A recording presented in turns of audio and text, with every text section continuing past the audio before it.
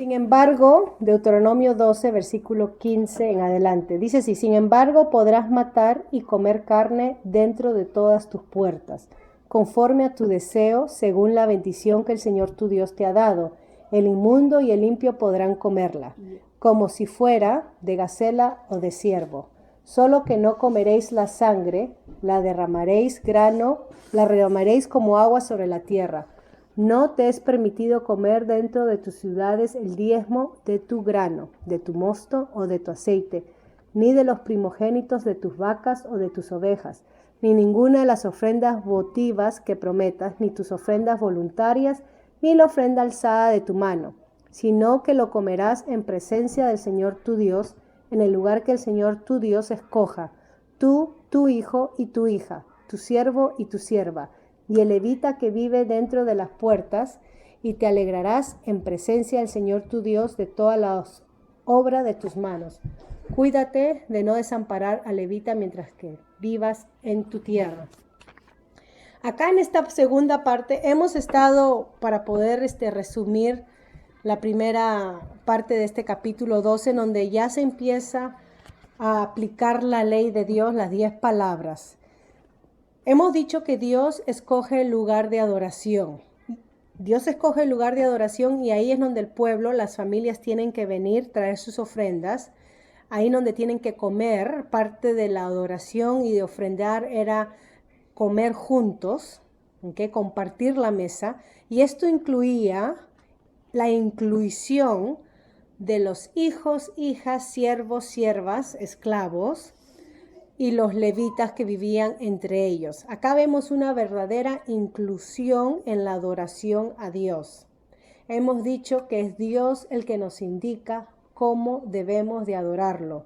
Nosotros no podemos seleccionar, escoger o decidir cómo venimos ante Dios. Es Dios el que le dice a su pueblo, le describe a su pueblo y le prescribe a su pueblo cómo debe de adorarlos. Acá en este versículo 15 vemos que hay libertad, el pueblo tiene la libertad de saciarse en las carnes de sus animales.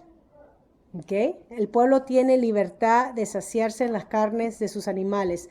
Las ofrendas y el servicio que nosotros hagamos a otros es parte de la adoración a Dios. Acá Israel expresaba su servicio a Dios a través de sacrificios. Es lo que dice el apóstol Pablo, que nosotros tenemos que venir ante Él como ofrenda, como sacrificio agradable, presentarnos delante de Dios, que es nuestro servicio, es nuestro culto racional. Romanos capítulo 12, 1 al 2. Entonces, el sacrificio está relacionado con el servicio a Dios. Y la manera como Israel servía a Dios era compartiendo de la abundancia de la cosecha con aquellos que eran de menos, se puede decir, en el ranking de las clases, de la sociedad, que eran desamparados, menesterosos, necesitados. Israel servía a Dios trayendo los diezmos, trayendo las ofrendas, y parte de esto era incluir a los menesterosos, a los desamparados en esta cena de celebración, donde celebraban a Dios. ¿Okay? Y por eso dice que Israel tiene la libertad, versículo 15, de comer su carne de sus animales hasta satisfacerse. Porque esa es la intención de Dios, que podamos satisfacernos, saciarnos de todo lo que Dios nos ha dado. Hay un deleite, hay un placer en esta comida cuando se comparte y cuando se toma consciente, dando gracias a Dios por lo que Él nos ha dado. Incluye, dice, que acá en el versículo 15, el inmundo y el impío podrán comerla. Y está hablando de animales. Los animales inmundos para la comida, según los versículos 20 al 22, dice así, si podemos leer. Versículos 20 al 22 habla sobre animales inmundos, y Levíticos 11. A ver si leemos este pasaje. Cuando el Señor tu Dios te haya extendido tus fronteras como te ha prometido, y tú digas comeré carne, porque deseas comer carne, entonces podrás comer carne, toda la que desees, Si el lugar que el Señor tu Dios escoge para poner su nombre está muy lejos de ti, entonces podrás matar de tus vacas y de tus ovejas que el Señor te ha dado, como te ha ordenado, y podrás comer dentro de tus ciudades todos los que desees. Tal como se come la gacela y el ciervo, así lo podrás comer. El inmundo y el impío podrán comer de ella. Vamos a leer Levíticos capítulo 11, brevemente solamente. Levíticos 11. Habló Jehová a Moisés y a Aarón y les dijo: hablar a los hijos de Israel y decirles: estos son los animales que comeréis dentro de todos los animales que hay sobre la tierra. Y da una lista entonces. De entre los animales comeréis todo lo que tiene pezuña hendida y que rumía. Pero de los que rumían o que tienen pezuñas no comeréis. El camello, porque rumía, pero no tiene pezuña hendida, lo tendréis por inmundo. También el conejo, porque rumía, pero no tiene pezuña, lo tendréis por inmundo. Asimismo la liebre, porque rumía, pero no tiene pezuña, la tendréis por inmunda. También el cerdo, porque tiene pezuñas y es de pezuñas hendidas, pero no rumía, lo tendréis por inmundo. De su carne no comeréis ni tocaréis su cuerpo muerto, lo tendréis por inmundos. De todos los animales que vivan en las aguas comeréis esto. Y entonces da una lista. ¿Okay? Regresamos a Deuteronomio. Los humanos podían comer una oveja con defectos, así como animales salvajes como los venados, pero no los cerdos, y no esta lista de animales que habla. Entonces, acá hay animales, ¿okay? Cuando se refiere a animales inmundos para la comida, ¿estamos acá? Cuando se refiere acá a animales inmundos para la comida, estamos hablando también que son inmundos para el sacrificio. Los animales inmundos, según la palabra de Dios, eran aquellas también animales que se podían comer pero tenían defectos. Y entonces no podían ofrecerse esos animales con defectos en el sacrificio a Dios, porque a Dios no se le ofrece ningún animal defectuoso. Se tenía que traer lo más bello, el primogénito, el ternero perfecto, ¿no? Delante de Dios. Pero acá está diciendo que los humanos podían comer una oveja, por ejemplo, con defecto, porque era considerada inmunda una vez que tenga el defecto. Inmunda para el sacrificio, pero no para comer. Y acá está la aclaración. ¿Okay? Entonces, acá se refiere a comer animales inmundos, pero no la lista como cerdos, conejos, no se refiere a esos tipos de animales, se refiere a los tipos de animales que dejaban de ser limpios porque ya estaban con defectos. A esos tipos de animales se refiere que puede comer hasta saciarse, el versículo 15. No pueden comer la sangre de estos animales. Según la tradición hebrea, y lo que se nos dice acá, está relacionada la sangre como símbolo de vida. ¿Okay? Aun cuando se mataban animales para comer o como sacrificio, la sangre siempre tenía que ser derramada, ya sea en el altar o ya sea en la tierra, si era un sacrificio en el altar. Y no se comía porque simbolizaba que la sangre, la vida, le pertenecía a Dios. A diferencia de los cultos paganos, idólatras, donde la sangre era ofrecida en sacrificio y se bebía y se comía. ¿Okay? Dios hace acá una diferencia con su pueblo, que la sangre representaba la vida le pertenece a Dios y es por eso que no debe de tocarse la sangre. Pueden leer Génesis 9:4 o Levíticos también, capítulo 7, versículos 11 al 12 o capítulo 17, 10 al 11. Todo esto menciona que en la sangre está la vida. ¿Okay? Es interesante porque científicamente hablando, médicamente hablando, a través de análisis de sangre podemos determinar la calidad de vida del ser humano. Cuando uno va a un laboratorio y te mandan para saber si uno tiene suficiente vitaminas o el hierro, o si hay anemia, o si hay diabetes, etcétera, etcétera, etcétera, te sacan un ejemplo, ¿no? De sangre, te sacan para poder colaborar si hay deficiencia en algo o si estamos en lo normal. Entonces la sangre nos dice algo científicamente sobre la salud del ser humano. Y Dios en la Biblia dice que la sangre representa la vida. Ahí nos dice cómo estamos en el diario vivir. Es como una nota, ¿no? Entre paréntesis. Entonces no deben de comer la sangre. Versículo 17 al 18 se da otra advertencia en cuanto a usar el santuario central para la adoración, el lugar que Dios escogiere. Ellos tienen que ir al lugar que Dios escogiere, ¿ok? No dentro de sus casas, pero tienen que salir y ofrecer estas ofrendas voluntarias, estas ofrendas en el lugar que Dios ha marcado, ha escogido. Podemos decir, especular por qué se da en esto.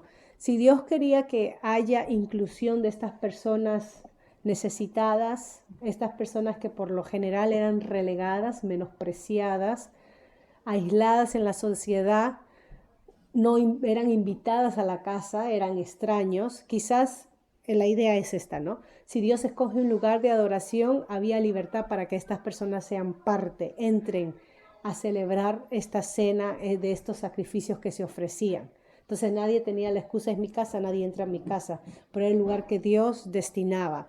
En el libro de Samuel, primera de Samuel, capítulo 1, empieza la historia con este hombre, Elcana, y sus dos mujeres. Una de ellas era Ana, ¿no? Finea y Ana. Y habla como ellos un día fueron a adorar a Dios al santuario, y Ana entonces dio esta oración que su alma estaba perturbada. Pero en ese peregrinaje que van a ese santuario es donde ofrecen estas ofrendas, estos sacrificios, estos votos, hacen a Dios o dan ofrendas voluntarias. Y acá en donde se comparte, se convive en este lugar, en este santuario, una cena comunal con las personas que estaban alrededor necesitadas. Y acá Ana, en congoja, no tenía ganas de celebrar, no tenía ganas de comer, ella derrama su alma ante Dios orando, tanto así que el sacerdote, Eleazar, pensaba que ella estaba ebria. Ebria porque era una ocasión de comer y celebrar. Entonces esta se le pasó la mano con el vino, porque para eso iban al lugar ese que Dios indicaba, para comer, celebrar en un lugar de acción de gracias, no como lo que nosotros hacemos en el Día de Acción de Gracias, donde debemos de invitar a aquellos que no tienen. Y entonces el sacerdote asumió, esta mujer está ebria de todo este banquete que se ha dado, pero la historia nos dice que no, ella derramaba su alma a Dios. Se menciona entonces el diezmo. Acá este versículo 17 se enumera varias cosas que Israel debía de diezmar. Recuerden que estamos hablando de una sociedad agrícola, ¿okay? Tenía que diezmar, vean la lista ahí, versículo 17, granos, vino, aceite. Eso es lo que ellos tenían que diezmar. ¿Okay? De esto dependía la tribu de Leví, los sacerdotes. Comían de todas estas comidas. Ellos no producían, no trabajaban para producir porque se dedicaban a trabajar en el culto, en la enseñanza de la palabra, la ley de Dios y en tener los sacrificios, ¿no?, vigentes. Entonces el pueblo tenía que proveer el diezmo a Dios, proveyendo a los sacerdotes y a los levitas. Versículo 20, al Señor. Cuando el Señor tu Dios haya extendido tus fronteras como te ha prometido, esta es parte de la promesa de los patriarcas, ya hemos visto, y tú digas, comeré carne porque deseas comer carne, entonces podrás comer carne, toda la que desees. Si el lugar que el Señor tu Dios escoge para poner su nombre está, se repite lo que acabo de leer, y hace una concesión acá.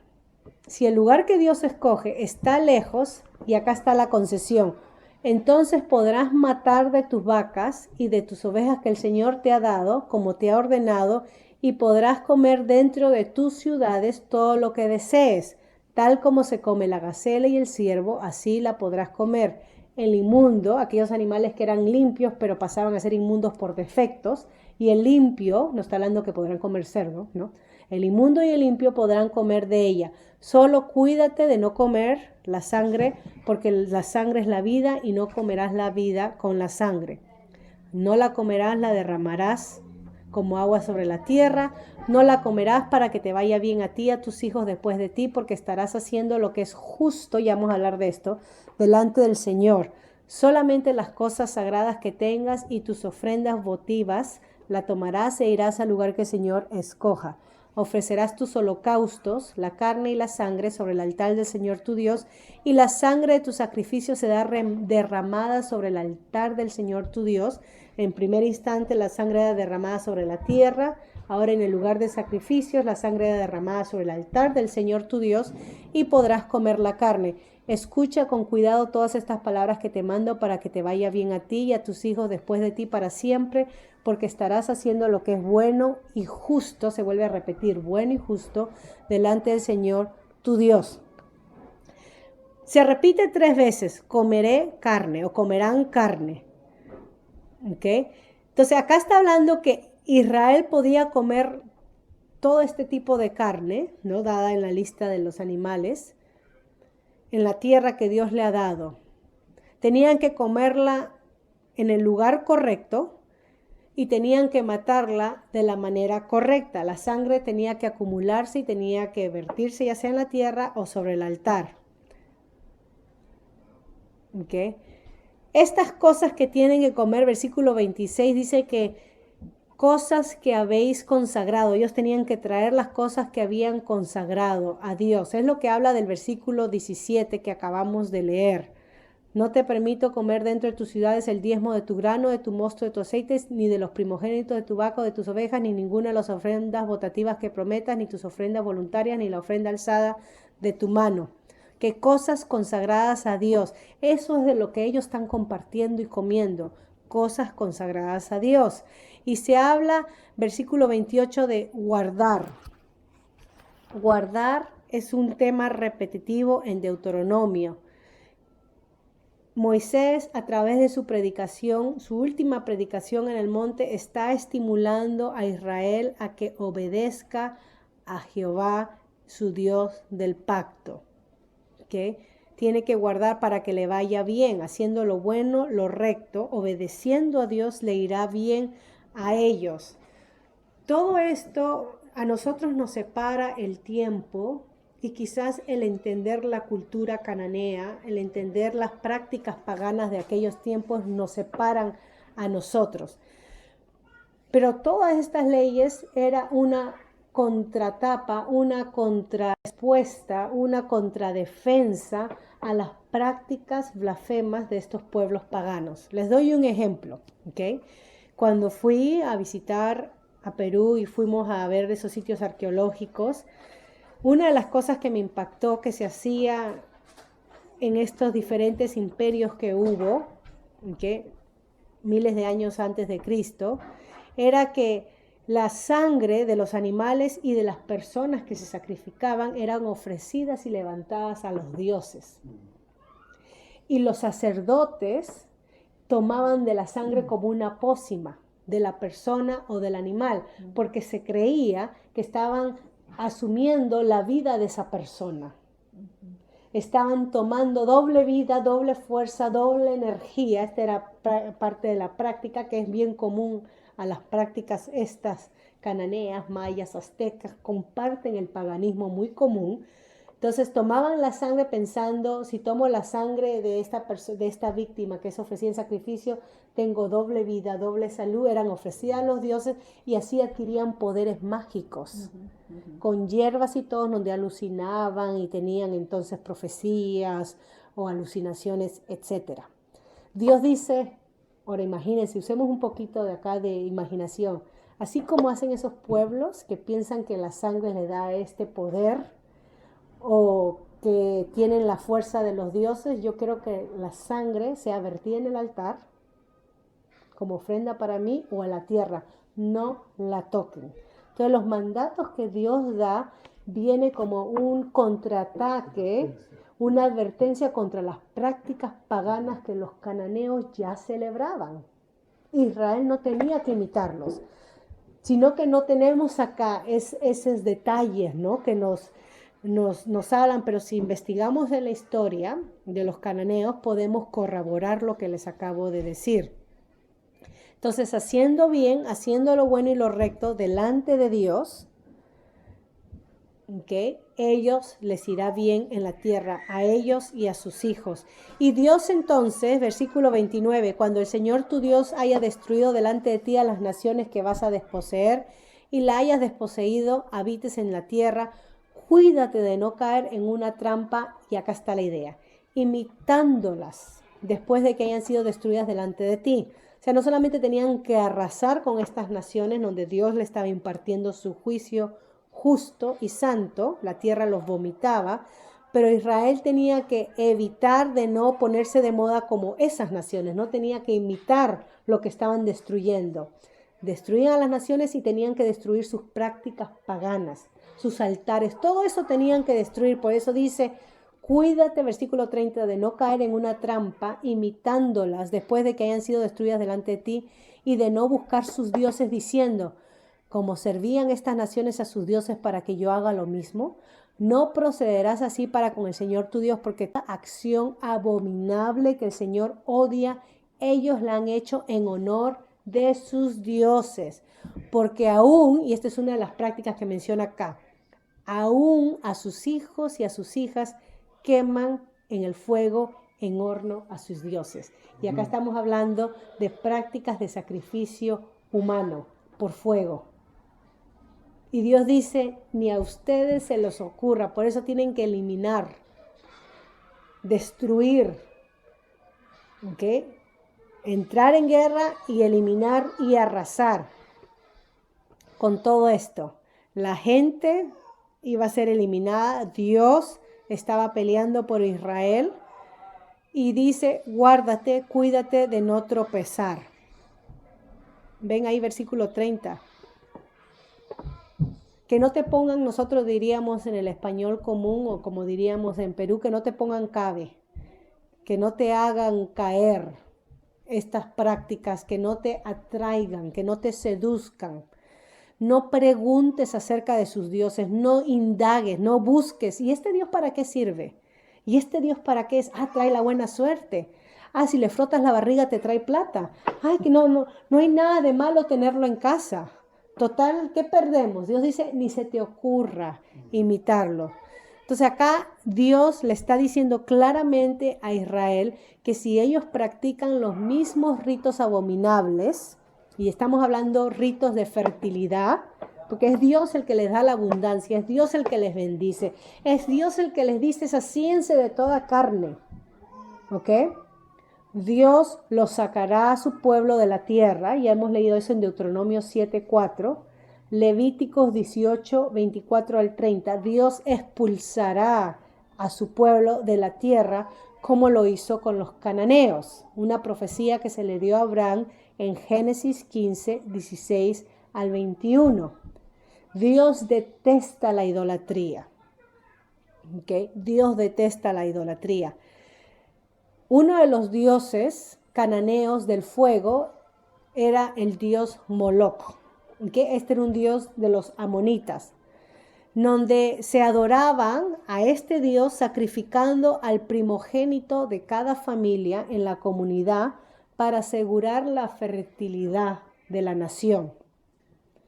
Su nombre, como lo usaban los israelitas, es un juego de palabras hebreas. El nombre significa rey de vergüenza.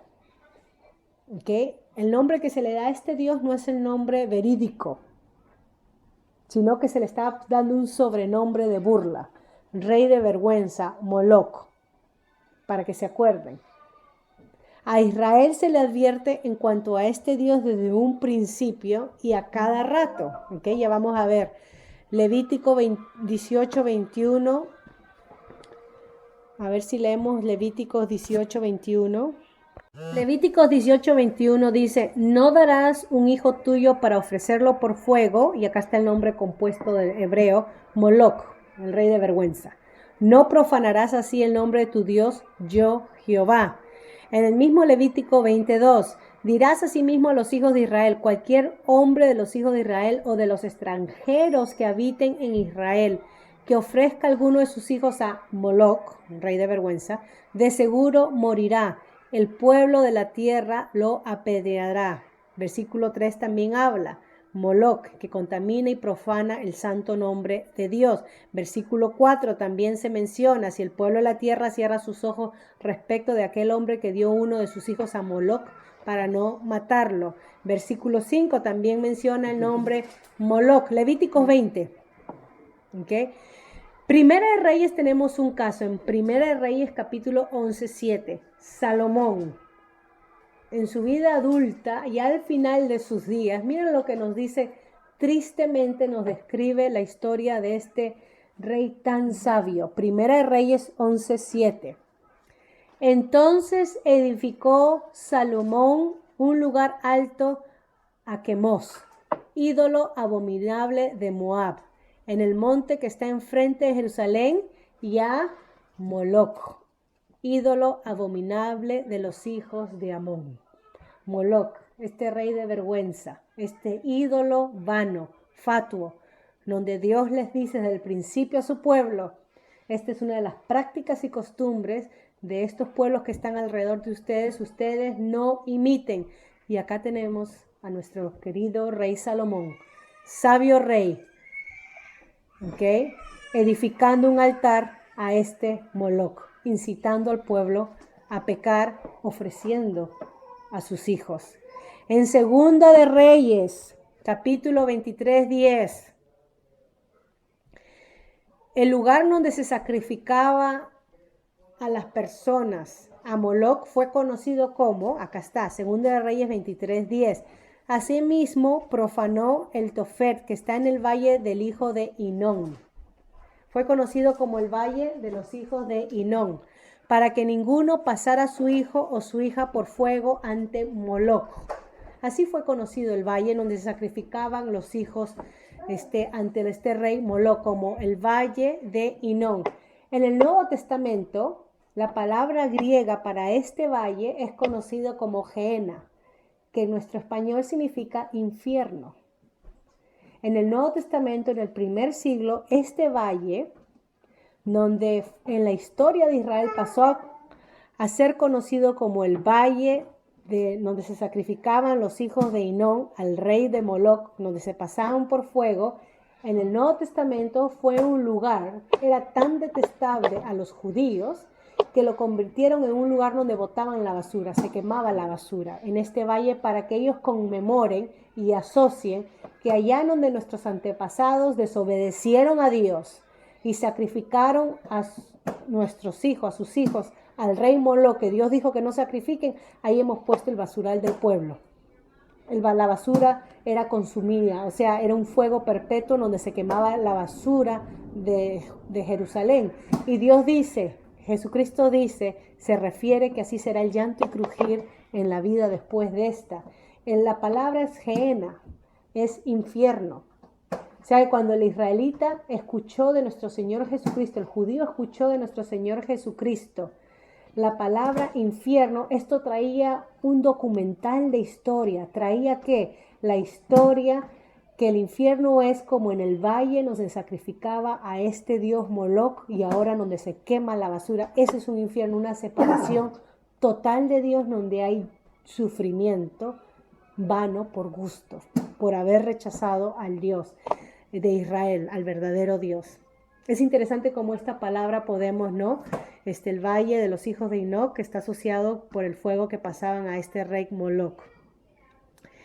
Termino leyendo una parte más. Jeremías 32, 35, el profeta, cuando denuncia a la casa de Israel, dice, y edificaron lugares altos a Baal, lo mismo que Dios le dijo en Deuteronomio, no hagan, eso hicieron, los cuales están en el valle del hijo de Hinón, ahí donde se sacrificaba a Moloc, para hacer pasar por el fuego a sus hijos y a sus hijas en honor a Moloc, lo cual no les mandé. Nunca pensé que cometieran tan abominación para hacer pecar a Judá.